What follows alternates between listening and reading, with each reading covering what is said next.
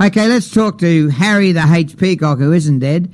He's alive. How are you, H? Alive and kicking, Danny. How you going? Mate, good. Now, what's the name of your website, the name?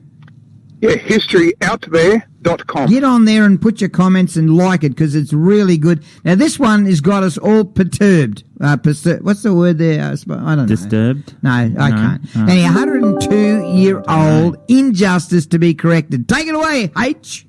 Yeah, Danny, unfortunately, it continues the theme that you were just talking about, because it all started when Constables John Green of Bouval and John Smith of Redbank were called to the Bremer River near the ferry at Riverview on the morning of 30th of August 1919. There they found the floating body of a man who had evidently been dead for some time, and he was wearing the uniform of the 5th Australian Light Horse Regiment. Now, the armistice that stopped the fighting in the First World War was signed almost a year before, but the lives of soldiers were still being lost because they were falling through the cracks, and we just did not understand the problem. Now, the Ipswich constables, Green and Smith, were finding too many of them, and their discovery this time appeared to solve a mystery that had been in the news for more than a fortnight. You see, Trooper Ernest William Weeks had been reported missing on the 14th of August when he left Brisbane to travel by train to Taringa, but he just disappeared. Now, Ernest had served in the Light Horse at Gallipoli and Palestine, including all 3 attacks at Gaza, and he finally arrived home in Brisbane on the 3rd of August 1919. He went missing 11 days later and was found drowned on the 30th of August. But, Danny, incredibly, his army record shows that he was then discharged on the 4th of October 1919. This was more than a month after he'd actually died. In uniform. That's right. And that's where the injustice begins, because Ernest died while he was still serving in the army, but he was never included in the Roll of Honour at the Australian War Memorial in Canberra. Wow. So, yeah, those records honour more than 60,000 Australians who died in the First World War, and Ernest's name should be one of them. So I sent my evidence that I found supporting Ernest's inclusion on the Roll of the War Memorial, and, you know, this week I heard back from the curator there that they've written a case for Ernest's recommendation. Report. It'll be presented to the Memorials Council at their next meeting, which is next month, March. And if he's accepted, he'll be added to the Roll of Honour database within days.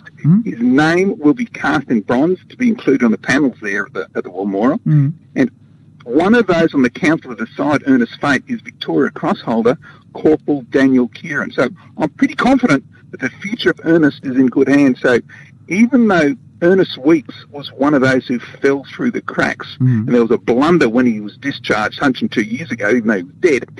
Hopefully next month, both his family and the Ipswich police constables, Smith and Green, who found him, they'll be pleased, because at last justice will be served 102 years later. Wow, and you've done good work there, mate. That's really good stuff. And what's his name again?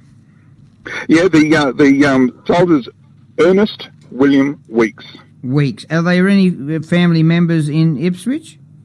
I'm tracking them down. I found one up on the north side, but I'm tracking down more because I want to let them know that justice is being served. Mate, that should be on mainstream media with Channel 9 News. I think I should get onto Channel 9 News and tell them about it, because that's a great yarn, mate. Congratulations. And, of course, out there, what's it called again? HistoryOutThere.com. How come I keep forgetting that? I don't know. HistoryOutThere.com. Yeah. And H, you bring us some wonderful stories. People do love what you're saying. Ian Levers, the Queensland Police Union president, is tuned in driving now up the north, and he's tuned in. And the police do great work, and this is part of their story too, because they're forgotten in these tragedies as well. They're a big part. Yep, we'll support our police anytime we want, and they do a great job for us. Good on you, mate. We're going to go to a break. That was HistoryOutThere.com with Harold Peacock, the H, on 818 on West Bremer Radio.